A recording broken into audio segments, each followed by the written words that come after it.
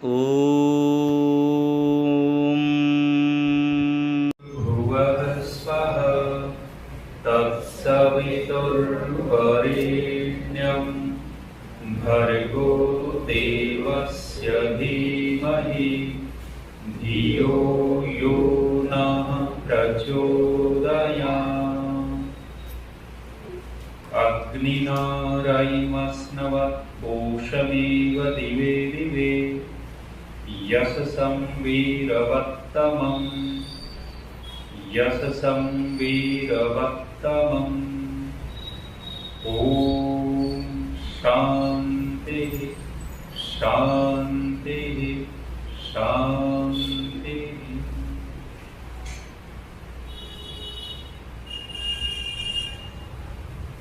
कार्यक्रम में उपस्थित बहुत ही मान व सम्मान योग्य जिनके मधुर कंठ से आप सभी ने मधुर गीतों का श्रवण किया, माननीय पंडित कुलदीप जी आर्य, इस आर्य समाज के बहुत ही कर्मठ यशस्वी प्रधान माननीय आरती चौधरी जी और इनकी समस्त टीम, मातृशक्ति धर्म प्रेमी सज्जनों। एक राजा ने अंगूर की बेल लगा रखी थी। बेल के ऊपर अंगूर बहुत मीठे लगते थे, लेकिन संयोग ये था कि जब अंगूर पक करके तैयार होते, एक चिड़िया आकर के अंगूरों को तोड़ देती, खा जाती। राजा बड़ा परेशान था चिड़िया से कि अंगूर पकते हैं और ये तोड़ देती है, खा जाती है।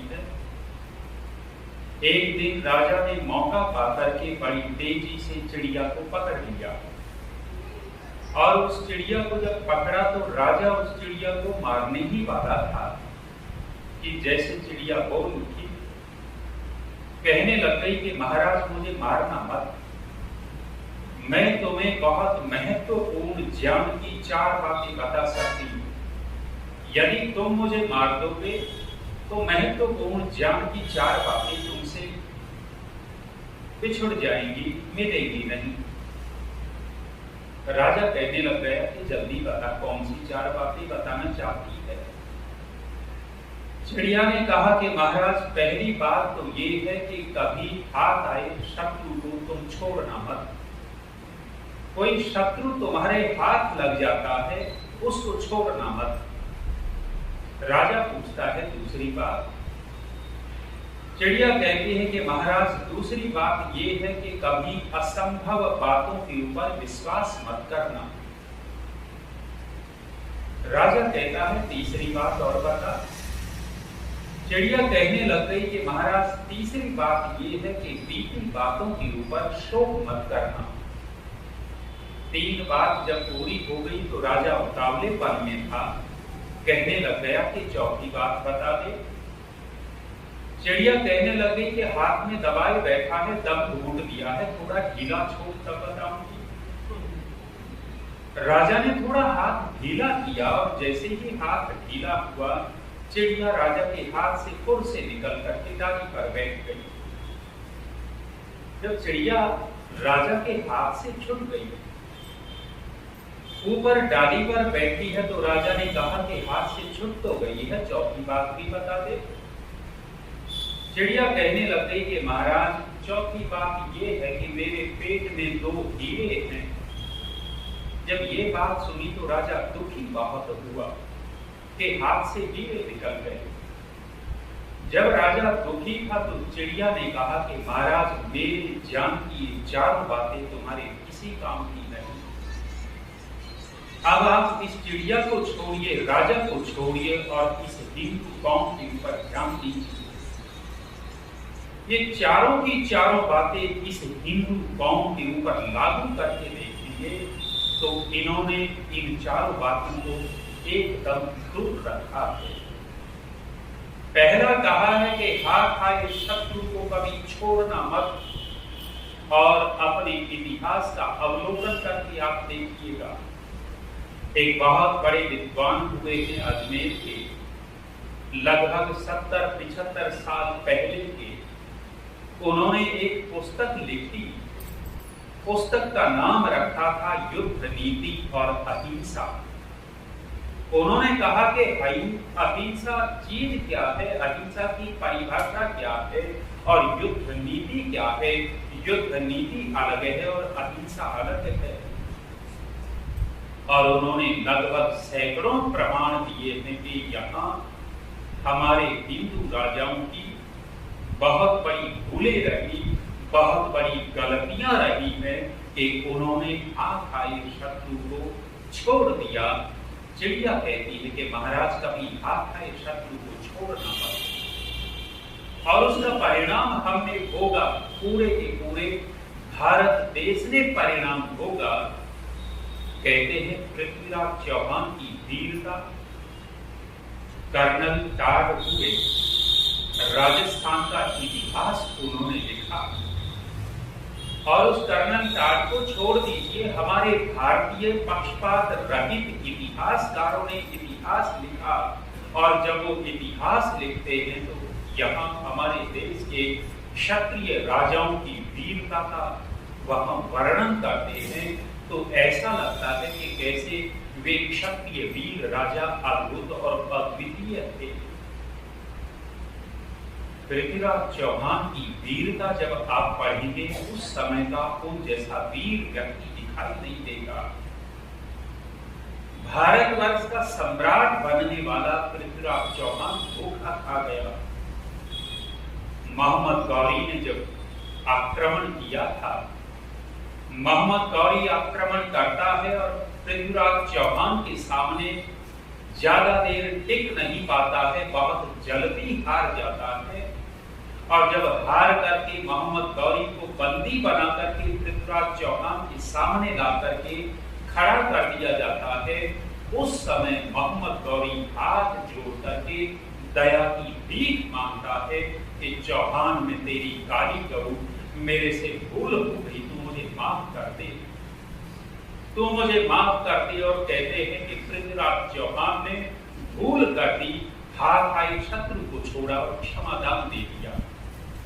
और जब क्षमादान दिया है तो इतिहास पढ़िएगा, 16-17 बार की घटनाएं लोग बोलते हैं, लेकिन मूल इतिहास में कहते हैं कि केवल 2 बार मोहम्मद गौरी ने आक्रमण किया था।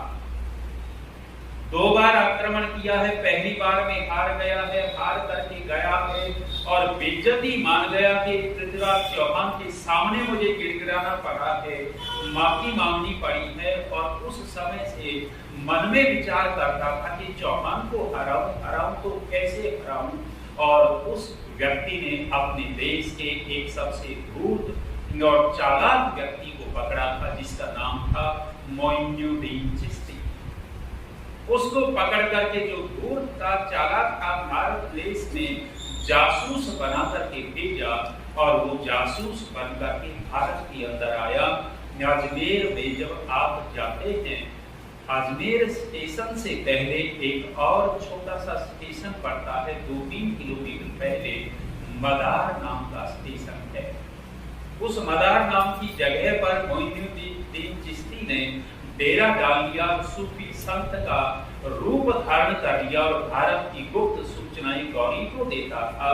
जब चौहान और जयचंद का वैमनस्य हो गया था, ये सूचना दी है, गौरी को कहा है तू आ और जयचंद से संधि करना, विजय तेरी होगी, चौहान हारेगा।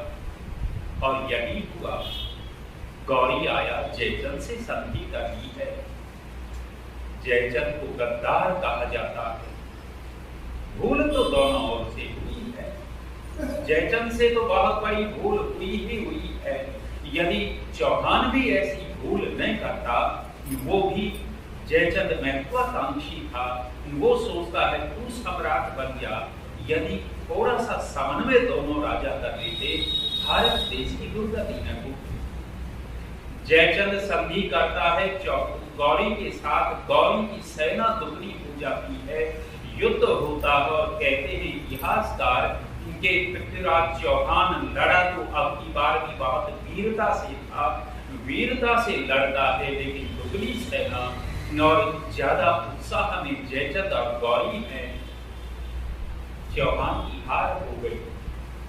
चौहान की हार हुई, कहते हैं बंदी बना करके पृथ्वीराज चौहान को गौरी के सामने लाया गया, और गौरी के सामने जब लाया गया तो चौहान ने कहा था कि गौरी, मैंने भी तेरे को मौका दिया था, तू मौका नहीं देगा। उस समय गौरी कहता है कि चौहान, मैं तेरे जैसा मूर्ख नहीं हूं कि हाथ आई शत्रु को ऐसे ही छोड़ दूं।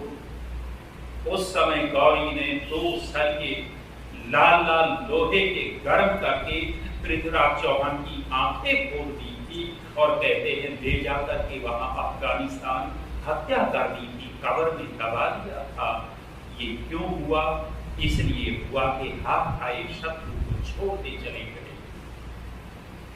चिड़िया कहती है कि महाराज, तुम ज्ञान की 4 बातें सुनने में उतावले थे, लेकिन लागू करने में उतावले नहीं थे।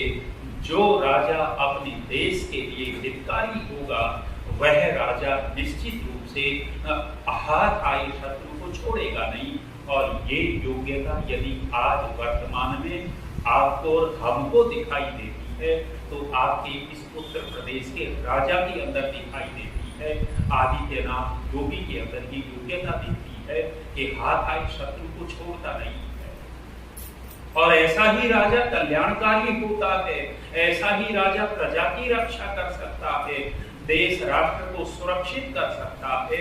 और यदि हाथ आए शत्रु को छोड़ने वाले राजा होंगे, वे देश को संकट में डालते हैं।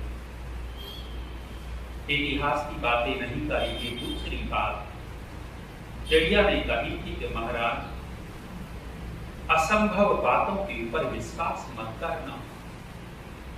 अब हम और आप विचार करके देखें, आज दुनिया के अंदर असंभव बातों के ऊपर विश्वास ज्यादा से ज्यादा कर रहे हैं या नहीं कर रहे, दूसरों को छोड़ दीजिए, फिर हिंदू कौम के ऊपर आके ये हिंदू कौम कैसे कैसे असंभव बातों के ऊपर विश्वास करती है। आज वर्तमान में ये तो थोड़ा थोड़ा पर्दाफाश हो रहा है कि धर्मांतरण हो रहा है, धर्मांतरण करने वाले पकड़े जा रहे हैं, अन्यथा कितने वर्षों से हो रहा था ये। और उसका मूल कारण क्या है? मूल कारण है असंभव बातों के ऊपर विश्वास करना। उड़ीसा के अंदर ईसाई मिशनरी गरीब बस्तियों में, गरीब गांव के लोगों में जाती है, वहां जाकर के वो नाटक खेलते हैं, श्री कृष्ण का और ईसा मसीह का नाटक करते हैं। वो दिखाते हैं कि तुम श्री कृष्ण को भगवान मानते हो, तुम्हारा भगवान क्या करता है। कहीं गोपियों के कपड़े चुराता दिखाते हैं, कहीं कुब्जा के साथ समागम करता दिखाते हैं, कहीं राधा के साथ रासलीला रचाता हुआ दिखाते हैं, कहीं गुजरी जा रही है उनकी मटकियां तोड़ते हुए दिखाते हैं, कहते हैं कि देखो तुम्हारा भगवान क्या करता है। दूसरी तरफ ईसा मसीह का नाटक दिखाते हैं कि कोई बहुत रोगी व्यक्ति तड़पता हुआ जा रहा है और ईसा मसीह उसके सिर के ऊपर हाथ रख देते हैं और रोगी व्यक्ति बिल्कुल स्वस्थ हो जाता है। ऐ ईसा पुत्र, हम तेरे हुए नाटक दिखाते हैं। और इस नाटक का प्रभाव क्या होता है? भोली भाली हिंदू जनता अपने धर्म को छोड़ करके ईसाई संप्रदाय को अपना लेती है। क्या कोई किसी के अंदर ऐसा जादू है कि हाथ रख दे और आदमी का रोग चला जाए? असंभव बातों के ऊपर विश्वास करने से निश्चित रूप से पतन ही पतन होता है। वर्तमान के अंदर ये जितने भी बाबे लोग हैं, सारे के सारे असंभव बातों को फैलाते हैं और लोग विश्वास करते हैं पतन की ओर जाएंगे। हाँ, एक संगठन केवल और केवल आर्य समाज ऐसा है जो इनका निवारण करता है। बिहार में गुरुकुल चलता है, मधुबनी जिला में जरैन गांव है, वहां ईसाई महिला प्रचार करने के लिए आई हुई थी। और जब ईसाई महिला प्रचार करने आई थी, ईसा मसीह की मूर्ति लिए हुए थी और श्री रामचंद्र जी की मूर्ति लिए थी। रामचंद्र जी की मूर्ति जो थी वो पत्थर की थी, ईसा मसीह की मूर्ति लकड़ी की थी। भोली भाली गांव की गरीब महिलाओं को इकट्ठा कर लिया कि देखो तुम्हें हम चमत्कार दिखाएंगे, और तुम राम को भगवान मानते हो, हम ईसा मसीह को भगवान मानते हैं, देखते हैं किसके भगवान में ताकत है। पानी का एक टब मंगवा लिया और कहने लग गई कि जिसके भगवान में ताकत है वो तैरेगा और जिसका भगवान कमजोर है वो डूबेगा। एक जैसा पेंट वेंट करके दिख रहा है कि मूर्तियां तो एक जैसी है। भोली भाली गांव की महिलाएं देख रही हैं। उस ईसाई महिला ने पहले राम की मूर्ति छोड़ी, राम की मूर्ति पत्थर की थी, पानी के नीचे डूब गई। पानी के नीचे डूबी, कहने लगे कि देख लो तुम इसको भगवान मानते हो, ये खुद ही डूब गया, तुम्हें भी डूबेगा, तुम्हें कैसे तैरा देगा। फिर उन्होंने ईसा मसीह की मूर्ति ली, वो लकड़ी की थी, पानी में डाली, तैरने लग गई। भोली भाली महिलाएं सोचने लग गई कि बात तो ठीक कहती है, इनके भगवान में ज्यादा ताकत है, तैरती है।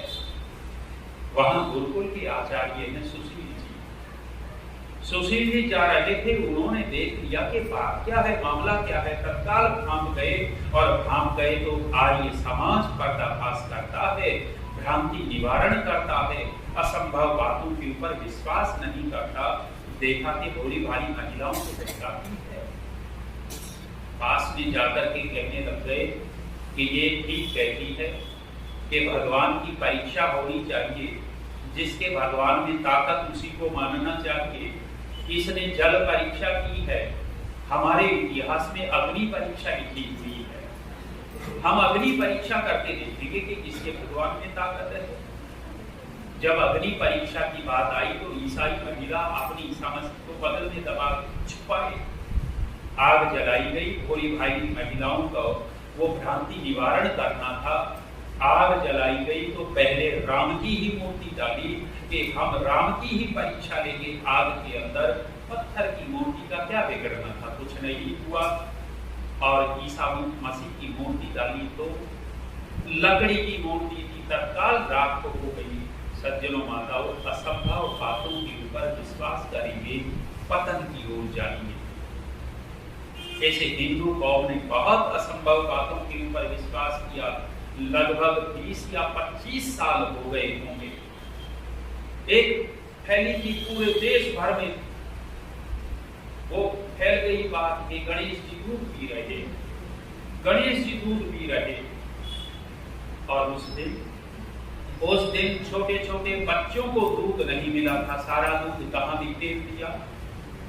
मुसलमानों ने दूध पिलाया था या हिंदुओं ने? ईसाइयों ने दूध पिलाया या हिंदुओं ने? कोई मुसलमान ईसाई नहीं गया था, सारे के सारे हिंदू दौड़ पड़े थे मंदिरों में कि गणेश दूध पी रहा है। दुनिया ने दूध खरीदा और सारा का सारा दूध नाली में बह गया। हमारे आर्य समाज के लोग कहते हैं कि आदमी यदि 2 लीटर दूध पी लेवे, पानी पी लेवे, तो 2-1 घंटे के बाद तो उठ करके जाएगा निवृत्त होने के लिए। लघु शंका लगेगी क्योंकि पेय पदार्थ किया है। और गणेश जी पूरी दुनिया का दूध पी गए और वहीं के वहीं बैठे हैं। उसी दिन टीवी के अंदर दिखाया था कि सारा झूठ है। जब पानी चम्मच में आप ले लीजिए, पानी की एक झिल्ली बनती है, एक आवरण बनता है उसका।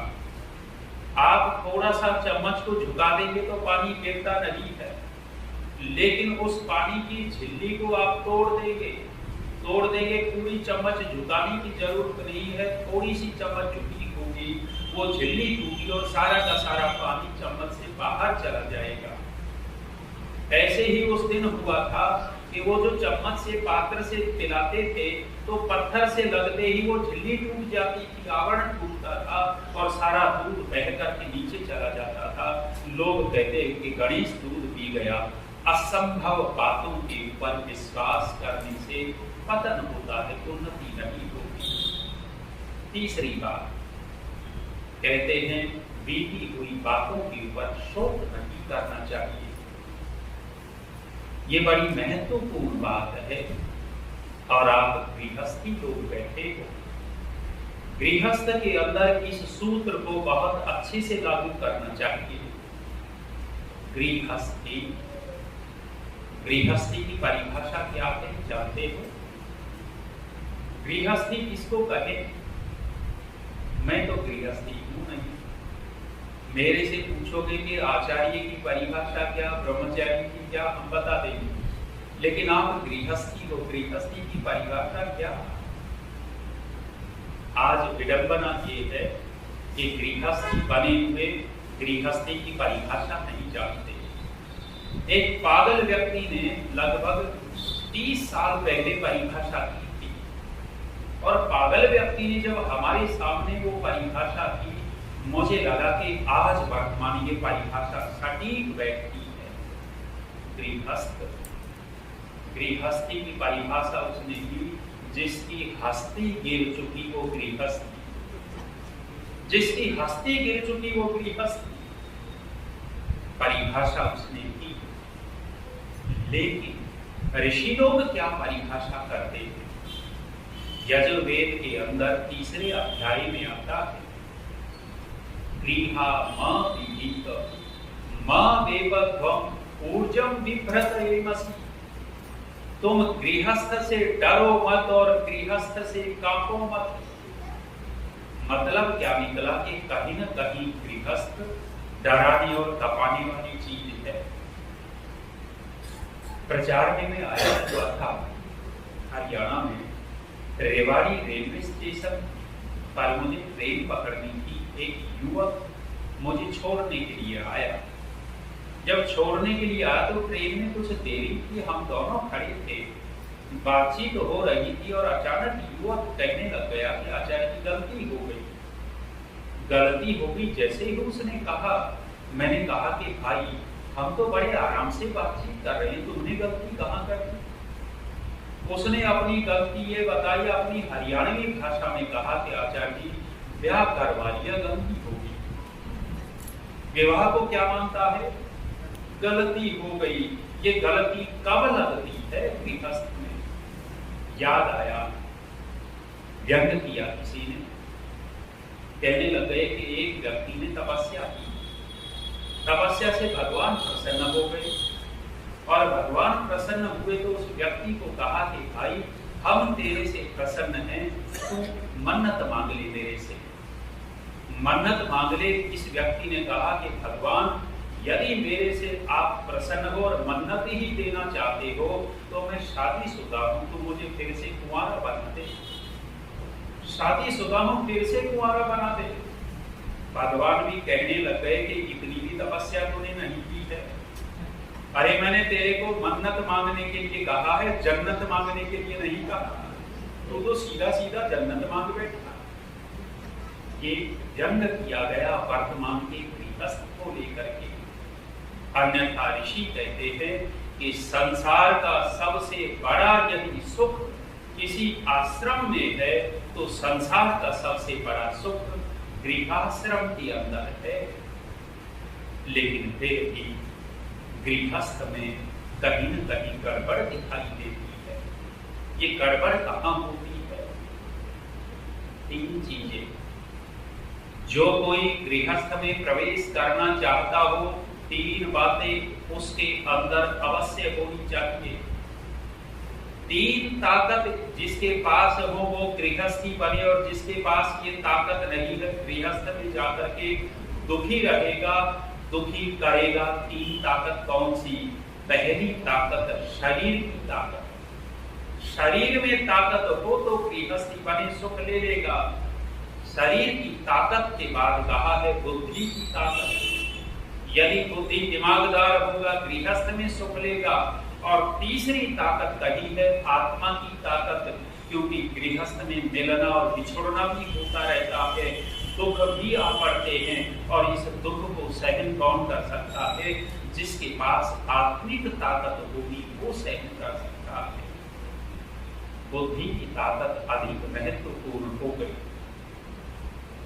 जब व्यक्ति गृहस्थ में रहता है, परस्पर विचार पूर्वक कार्य करने होते हैं, योजना पूर्वक निर्माण करना होता है। महर्षि स्वामी दयानंद जी गृहस्थ के लिए क्या लिखते हैं? छोटी सी पुस्तक ऋषि दयानंद जी की है, आर्य उद्देश्य रत्नमाला। 100 रत्न महर्षि ने वहां लिखे हैं अपने छोटे छोटे बच्चों को। यदि आप कुछ याद करवाना चाहते हैं, ऋषि दयानंद जी के वे 100 रत्न अपने बच्चों को याद करवाइए। जीवन भर आपके बच्चे भटकेंगे नहीं और किसी के बहकावे में नहीं आएंगे। उतनी ताकत उन 100 रत्नों के अंदर है। वहां महर्षि गृहस्थ के विषय में कहते हैं कि गृहस्थ का मतलब क्या? गृहस्थ वो जो उत्तम संतान पैदा करके समाज को दे देंगे। गृहस्थी बनने का सबसे महत्वपूर्ण कारण ये है कि उत्तम संतान को पैदा करना। और सज्जनों माताओं, संतान बनती कैसे है? कैसे बनेगी? बीती बातों के ऊपर शोक मत करना। जब बच्चे 20, 22, 25 साल के हो जाते हैं, तब गृहस्थी माँ बाप मिलते हैं और रोते हैं अपनी संतान को लेकर के। बात बीत गई है, अब कहां सुधरेंगे? संतान का निर्माण कैसे? ऋषियों से पूछा। ऋषियों ने कहा कि भाई, संतान का निर्माण पूछते हो? मनुष्य का निर्माण, संतान का निर्माण होगा। ग के पास चले जाओ, ग तुम्हें बताएगा कि कैसे निर्माण होता है। लोग ग के पास गए, ग, ख और ग के पास जाकर के कहते हैं कि ग, हमने सुना है तू मनुष्य निर्माण, संतान निर्माण का तरीका जानता है। हाँ भाई, हम जानते हैं, बताइए। ग कहता है, मेरे को पकड़ करके 4 शब्द बनाओ। 4 शब्द कौन से? ग गर्भ, ग गोद, ग गृह, ग गुरुकुल और 5वां बनाना चाहो तो ग गुरु। इन 5 से ही संतान का निर्माण, मनुष्य का निर्माण होता है। अन्य कोई विश्वविद्यालय मनुष्य निर्माण का दुनिया में आपको नहीं दिखाई देगा। पहला ग, गर्भ। गर्भ से संतान का निर्माण होता है। आप विचार करके देखिएगा, वर्तमान के अंदर भारत के लोग अपनी संस्कृति को भूले। विदेशी लोगों ने हमारे संस्कारों के ऊपर शोध किया। जो 16 संस्कार हैं, उनके ऊपर विदेशी लोग शोध करते हैं, खोज करते हैं कि इनकी संस्कृत भाषा में, इनके शास्त्रों में जो लिखा है, क्या ये ठीक लिखा है? वैसे ही लिख गए। और जब विदेशी लोग उसके ऊपर अन्वेषण करते हैं, परीक्षण करते हैं, तो 100 के 100% वो बात ठीक मिलती है। संतान का निर्माण गर्भ से होता है। आप विचार करके देखिएगा, माता जीजाबाई गली से चली जा रही है। जब माता जीजाबाई गली से चली जा रही थी, तो माता जीजाबाई को महसूस हुआ कि कोई तेरे पल्लू को पकड़ करके खींच रहा है, कपड़े को खींच रहा है। माता जीजाबाई मुड़कर के पीछे देखती है, एक भीख निर्लज मुस्लिम लड़का माता जीजाबाई के कपड़े को खींच रहा था। माता जीजाबाई डर गई और झटका दे करके अपने पल्लू को छुड़ाया। पल्लू को छुड़ा करके दौड़ती भागती चली गई। इतनी तेज दौड़ती भागती चली गई, पीछे मुड़ के नहीं देखा, घर में घुस गई। घर जाकर के अपने पिता के सामने रो करके कहते हैं कि पिताजी, मुझे उस लड़के ने छेड़ा है, आप उसको सबक सिखाओ। और कहते हैं कि कैसी घटना घट गई। उसका बाप कहता है कि मेरी बेटी चुप, जो हो गया सो हो गया, उसको भूल जा, हम कुछ नहीं कर सकते, यवनों का राज है। माता जीजाबाई सन रह गई कि किसी बाप की बेटी को कोई छेड़ दे और बाप कहे कि तू भूल जा। माता जीजाबाई को दुख हुआ था, धक्का लगा था। और उस समय कहते हैं कईयों के पास गई, निराशा हाथ लगी, दूसरों से तो निराशा हाथ लगी, लेकिन माता जीजाबाई निराश नहीं हुई। उस दिन संकल्प कर बैठी कि मेरी रक्षा करने वाला कोई नहीं है, कोई बात नहीं, मैं अपनी रक्षा करने वाला और इस देश की रक्षा करने वाला पैदा करके दिखाऊंगी। और सज्जनों माताओं, जब माता जीजाबाई का विवाह संस्कार हुआ, विवाह संस्कार के बाद गर्भाधान संस्कार हुआ, छत्रपति शिवाजी जब मां जीजाबाई के गर्भ में थे, उस समय माता जीजाबाई की दिनचर्या पढ़ करके देखिएगा। पीछे एक छोटा सा वीडियो क्लिप इसमें देखा। क्या देखा? 8-9 महीने का बच्चा, 8-9 महीने का बच्चा मोबाइल लिए बैठा था। किसी ने उसके हाथ से मोबाइल छीन लिया। जब मोबाइल ले लिया तो बच्चा रोता है। केवल रोता नहीं है, पैर पटक पटक के रोने लग गया, लेट गया, लेट करके रोता है। और उस रोते हुए बच्चे के हाथ में फिर से मोबाइल थमा दिया, जैसे बटन दबा दिया वो तत्काल चुप। ये उस 8-9 महीने के बच्चे के अंदर इस मोबाइल से इतना लगाव क्यों? क्योंकि इसकी मां भी इसी में फंसी रही हो।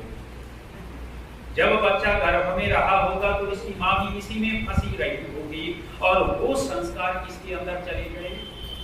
बच्चे के अंदर चले गए। और बच्चा यही चाहता है, केवल और केवल गर्भ से संस्कार मिलते हैं। माता जीजाबाई के गर्भ में छत्रपति शिवाजी हैं। दिनचर्या बदल दी है। माता जीजाबाई वीरों की कथाएं पढ़ती है, वीरों की कहानियां सुनती है।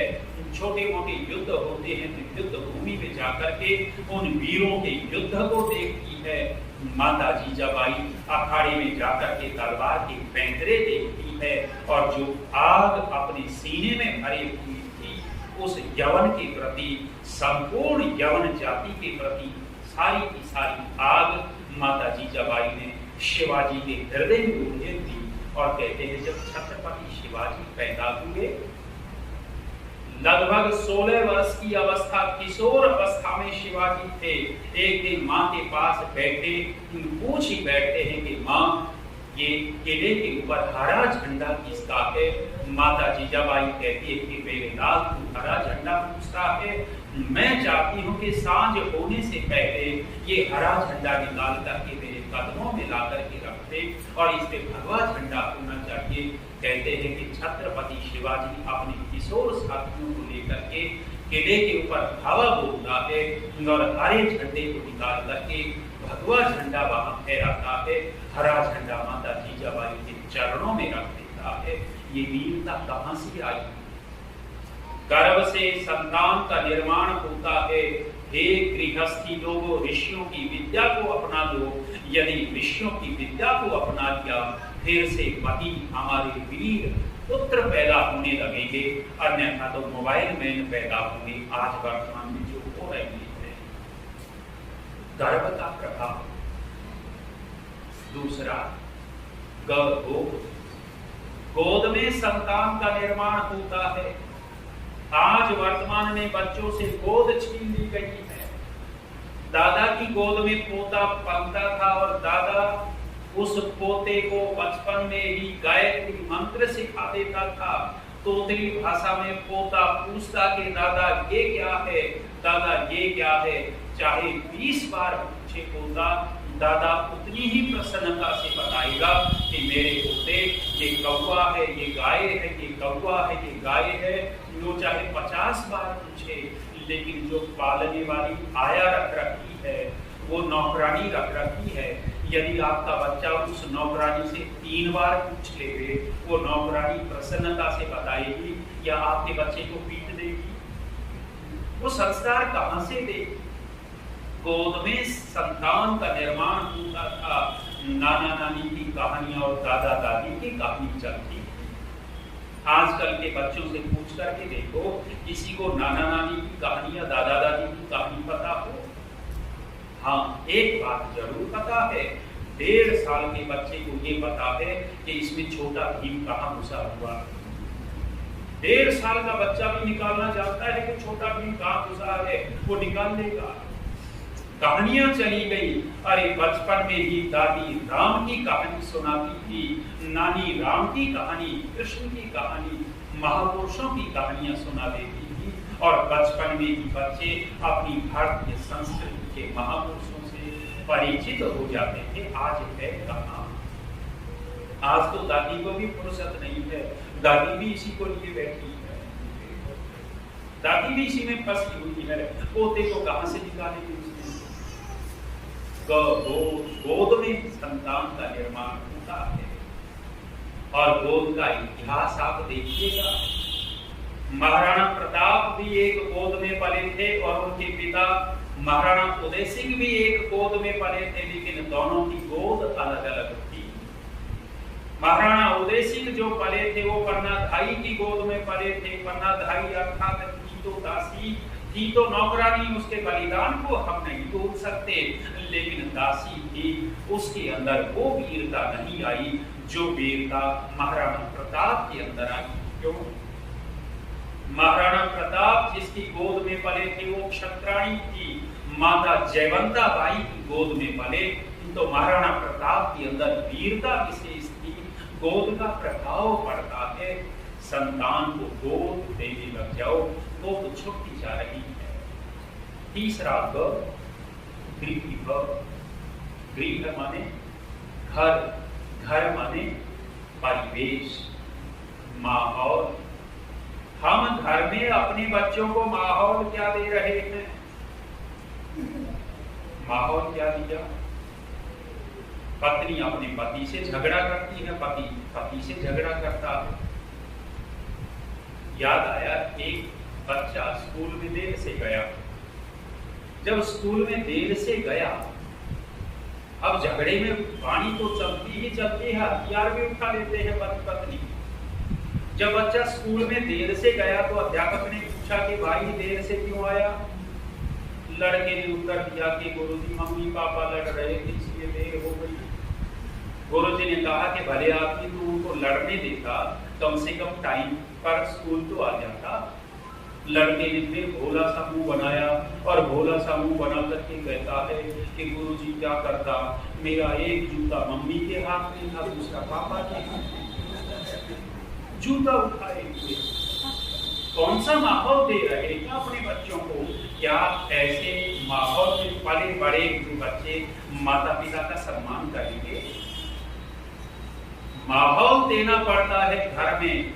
अनुभव करके देख लियो आर्य समाजियों, जिन जिन घरों में हवन होता है और उन हवन में उनके बच्चे पोते बैठते हैं, उनके संस्कार आप पढ़ करके देख लेना, वे अलग ही बच्चे मिलेंगे। और जिनके घरों में अच्छी क्रियाएं नहीं होती, अच्छा माहौल नहीं दिया जा रहा, वहां के बच्चों का आप परीक्षण करके देख लेना, अलग मिलेगा। माहौल क्या दिया? जन्मदिन मनाते हो आप लोग बच्चों का, विडंबना देखो। हमारी भारतीय संस्कृति कितनी महान और दूसरों की संस्कृति कितनी गिरी हुई, उस गिरी हुई संस्कृति को हमें आगे समझते मनाते हुए। मुझे दिल्ली में आर्य समाज का एक पुरोहित बेटी का जन्मदिन मनाना था, मुझे उन्होंने बुला दिया। उस दिन मैं चंडीगढ़ में था, चंडीगढ़ से जाना था, तो जैसे तैसे मैं पहुंच गया। शाम को मेरा व्याख्यान था और व्याख्यान जन्मदिन के ऊपर ही हुआ, कैसे मनाना चाहिए और कैसे नहीं मनाना चाहिए। ईसाई संस्कृति से न मनाए, केक काट करके मोमबत्ती बुझा करके ऐसे न मनाए। आश्चर्य की बात ये हुई, मैं मन से उतरा कि इतना बड़ा केक पुरोहित जी ने ही रखा था कि आचार्य जी आप उधर बैठो, जन्मदिन मनाए थे। मैंने कहा मेरे व्याख्यान के ऊपर यदि इतने अच्छे तरह से पानी फेरा गया हो कहीं, तो यही मेरे व्याख्यान के ऊपर बहुत अच्छी तरह से पानी फेर दिया। माने कितना अपनी संस्कृति के ऊपर गर्व नहीं करते। बच्चों का जब जन्मदिन आप मनाने लगे हो, उनकी रीति तो है कि मरे हुई कब्रों के ऊपर जाकर के मोमबत्ती जलाते हैं और जन्मदिन पर मोमबत्ती बुझाते हैं। ये उल्टा काम है या सीधा काम है? उल्टा काम वे करे तो करे, हम क्यों उल्टा काम करें? लेकिन उसमें मजा आता है। और फैशन हमने देखा बच्चों में, और क्या फैशन आया, मैंने सुना कि बच्चों का जब जन्मदिन मनाते हैं तो गुब्बारे फुला करके छत पे लटका देते हैं, और खाली गुब्बारे नहीं लटकाते, उन गुब्बारों में टॉफी भर देते हैं। टॉफी भरे हुए गुब्बारे छत से लटका रखते हैं। छोटे से बच्चे के यार दोस्त भी आ जाते हैं। जब यार दोस्त आते हैं तो वो जन्मदिन मनाने वाला बच्चा गुब्बारे फोड़ता है, टॉफियां नीचे गिरती हैं, और उसकी मित्र मंडली टॉफियों को छीना झपटी से इकट्ठा करती है, और इकट्ठा करके घर पे जाकर के कहते हैं कि मम्मी मम्मी आज तो इतनी टॉफी लूट करके लाया। लूट करके शब्द कौन सा प्रयोग किया? लूट करके लाया हूं। बचपन से क्या बना दिया? लुटेरा बना रहे हैं। माहौल क्या दिया जा रहा है? इस तरह से मनाने वाले क्या कहते हैं कि बेटे तेरा जन्मदिन है, क्या होगा? तेरी मामी आएंगी, गिफ्ट लेकर के आएंगी, तेरे मौसा आएंगे, गिफ्ट लेकर के आएंगे, तेरी बुआ आएगी, गिफ्ट लेकर के आएगी। Gift gift gift. बच्चे के दिमाग में क्या घुस गया? गिफ्ट घुस गया है बच्चे के दिमाग में। अब शाम को जन्मदिन मनाना है, दरवाजे की घंटी बजी। घंटी बजी तो दरवाजा खोलने के लिए सबसे पहले कौन दौड़ेगा? ये गिफ्ट वाला भागेगा खोलने के लिए। और जब गिफ्ट वाले ने दरवाजा खोला, सामने मामा मामी खड़े हैं। मामा मामी खड़े हैं तो इसको नमस्ते याद रहती है या गिफ्ट याद रहता? नमस्ते नमस्ते कुछ नहीं, ये तो पैकेट देखता कितना बड़ा लेकर के आया, और दरवाजे पर ही छीनने की इच्छा होती है कि यही दे दो। कौन सा माहौल दिया? सज्जनों माताओं, समझदार लोग माहौल देते हैं, और माहौल कैसा देते हैं? बच्चे का यदि आप जन्मदिन मनाना चाहते हो, ये केक वेक काटना पीटना बंद कर दो। ये है भी शाकाहारी नहीं, मांसाहार है, अंडा जरूर मिला देते कहते हैं। बहुत सारे लोग मांस का रस निकाल कर के केक में मिला देते हैं, अन्यथा अंडा तो उसमें मिला ही देते हैं। मत करिए ये विपरीत काम, मत मोमबत्तियां बुझवाइए। अभी हमारे एक गुरुकुल चलता है मध्य प्रदेश में, होशंगाबाद। होशंगाबाद में आप लोग जानते हो स्वामी रितस्पति जी और वहां के आचार्य सत्य सिंधु जी, उनका जन्मदिन था संयोग से इसी महीने में। उन्होंने जन्मदिन मनाया और मनाते हैं। कैसे मनाते हैं कि जितनी अवस्था स्वामी जी की हो गई 70-75 वर्ष, उतने ही घी के दीपक जलाते हैं पूरे गुरुकुल में। जितने वर्ष के आचार्य सत्य सिंधु जी हो गए, उतने ही घी के दीपक गुरुकुल में सब बिल्डिंग में लगा देते हैं, जलाते। दीपावली जैसा इतना मन को प्रसन्नता देने वाला है कि बच्चे के अंदर संस्कार विशेष जाएगा। जो यदि आपको जन्मदिन मनाना है तो बच्चे को कहो कि हम मनाएंगे। बच्चा उत्सुकता से पूछेगा कैसे मनाएंगे, और आप कहो कि मेरे बेटे तेरे जन्मदिन पर हम सुगंधी फैलाएंगे, तेरे जन्मदिन पर हम प्रकाश करेंगे। और कैसे होगा? हवन करके उसी बच्चे के हाथ से आप आहुति करवाओगे। उस दिन जन्मदिन के अवसर पर बच्चे में नया संस्कार डालोगे, और शाम को या दिन में ले जा करके आप लड्डू खरीदिए, बिस्कुट के पैकेट खरीदिए, और गरीब बस्ती में जाकर के गरीब बच्चों को इकट्ठा करके उस जन्मदिन वाले बच्चे के हाथ से ही उन गरीब बच्चों में बंटवाइए। आपने कौन सा संस्कार दे दिया? वहां गिफ्ट में तो लूटने वाला संस्कार था, और आपने गरीब बच्चों के वहां ले जाकर के इसके हाथ से बंटवाया। ये कौन सा संस्कार दिया गया? हम माहौल क्या दे रहे हैं बच्चों को? सज्जनों माताओं, इस माहौल से बहुत प्रभाव पड़ता है। हे गृहस्थी लोगों, एक बात का विशेष ध्यान रखिएगा। कौन सा? जब आपकी संतान समझदार हो चुकी हो, उस समय यदि माँ के पास संतान है, पिता कहीं बाहर गए हुए हैं, उस समय अपने बच्चों के सामने उनके पिता की बड़ाई करना, कभी बुराई मत करना।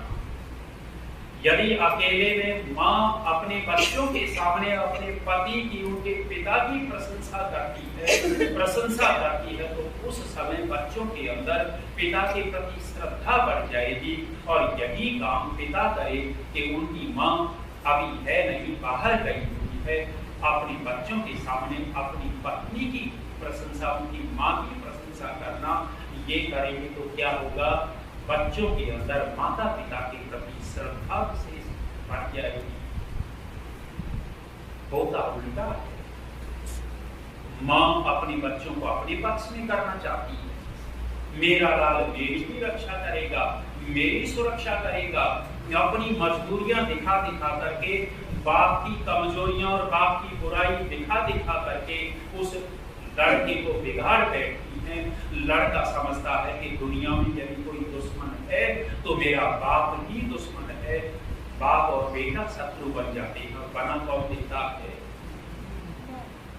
गृहस्थ में हमने कहा 3 बल चाहिए, शरीर का बल, बुद्धि का बल, और ये जो यहाँ से चलता है गृहस्थ समझदार व्यक्ति कभी भी इस तरह का व्यवहार घर में होने नहीं देगा। अपने बच्चों को माता पिता के प्रति श्रद्धा पैदा करवाएंगे। अन्यथा लड़ाई झगड़ा करते ही हो। और हम कहते हैं कि लड़ाई झगड़ा करना चाहिए, कर लिया करो। गृहस्थ में हो, अपने अंदर गुबार जो लिए बैठे हो उसको निकाल लिया करो। कभी कभी ये गुबार निकल गया, फिर शांत हो जाओगे। लेकिन ऐसा नहीं। लड़ाई झगड़ा करते हैं पति पत्नी 2 तरह से। एक तरीका ये कि या तो चिल्ला चिल्ला करके लड़ेंगे।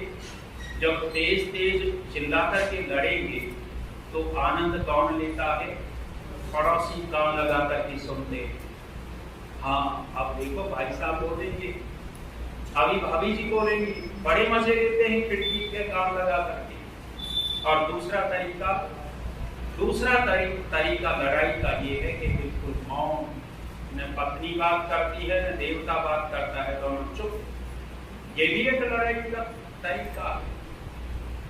अच्छा, बोले बिना दोनों रह नहीं सकते, बातचीत तो करनी पड़ेगी। एक ही छत के नीचे रह रहे। 2 दिन हो गए एक लड़े हुए दंपति को, 2 दिन हो गए। तीसरे दिन देवता भी सोचता है कि एक बार ये शुरुआत कर देगी तो मैं भी बोल पड़ूंगा। उधर से पत्नी के अंदर भी इच्छा जग रही है कि देवता एक बार बोल पड़े तो मैं भी बोल पड़ूंगी। लेकिन दोनों का अहम टकराव है, आपस में बात कोई नहीं कर रहा था। 10 दिन बीत गए बिना बात किए। 10 दिन बीत गए तो कहते हैं कि रात में सो रहे थे और देवता रात में टॉर्च लेकर के सोते थे। अंधेरे में टॉर्च का प्रयोग कर लेते थे। कहते हैं कि अंधेरे में वो रात में लाइट चली गई, अंधेरा था, इसको टॉर्च चाहिए थी। जैसे ही टॉर्च पर हाथ रखा लेने के लिए, टॉर्च हाथ लगने से लुढ़क करके दूर चली गई। जब दूर चली गई तो ये हाथ मार करके टॉर्च को ढूंढ रहा था। देवी जी की भी आंख खुल गई और महसूस हुआ कि कुछ ढूंढ रहे। देवी जी अपने 10 दिन के मौन को भूल गई। मौन भूल गई और बोल बैठी कि क्या खो गया। जब ये कहा देवी जी ने कि क्या खो गया, देवता भी टॉर्च को भूल गए और बोल बैठे कि देवी जी तेरी आवाज खो गई थी, वो मुझे मिल गई। आवाज खो गई थी, वो मुझे मिल गई। सज्जनों माताओं, लड़ाई का दूसरा तरीका आवाज खो देना। जब आप लड़ लेते हो बोल करके, वो स्थिति फिर भी संभल जाती है। और जब लड़ाई में मौन हो जाते हो, उस समय दोनों देखने लायक होते हैं। अंदर से तनाव रहता है, शांति नहीं मिलती। इसलिए गृहस्थ में लड़ लो भले ही, लेकिन एक होकर के मिल करके प्रेम से रहोगे तो आपकी संतान भी कहेगी। भले ही माताजी पिताजी लड़ लेते हैं, लेकिन है बड़ा प्रेम दोनों। मिसाल देंगे आपके बेटा बेटी अपने माँ बाप के, भले ही लड़ लेते हैं लेकिन प्रेम से रहते हैं। संस्कार मिल जाएगा कि माहौल की बात कही। सज्जनों माताओं, संतान का निर्माण गृहस्थ में हो सकता है। कोई बाबाजी संतान का निर्माण नहीं कर सकता, कोई और संतान का निर्माण नहीं कर सकते। और संतान निर्माण के हमने ग देखे। तीसरा ग गृह, चौथा ग गुरुकुल। गुरुकुल में संतान का निर्माण होता था। आज वर्तमान में कॉन्वेंट्स स्कूल। कॉन्वेंट स्कूल का मतलब जानते हो आप? कॉन्वेंट स्कूलों का मतलब यदि आप जानोगे तो आपको आश्चर्य होगा। लगभग 250 वर्ष पहले ये शब्द प्रचलित हुआ था। और कहाँ प्रचलित हुआ था? इन अंग्रेजों के यहाँ प्रचलित हुआ था। इनके यहाँ अवैध संबंध बहुत होते थे और अवैध संबंधों से लड़के लड़की के अवैध संबंध से जो पैदा हो जाता था, उस पैदा हुई संतान को चर्च में छोड़ करके आ जाते थे। जब चर्च में छोड़ करके आ जाते थे तो बहुत सारे ऐसे ही बच्चे होने लग गए। इन बच्चों का करे क्या?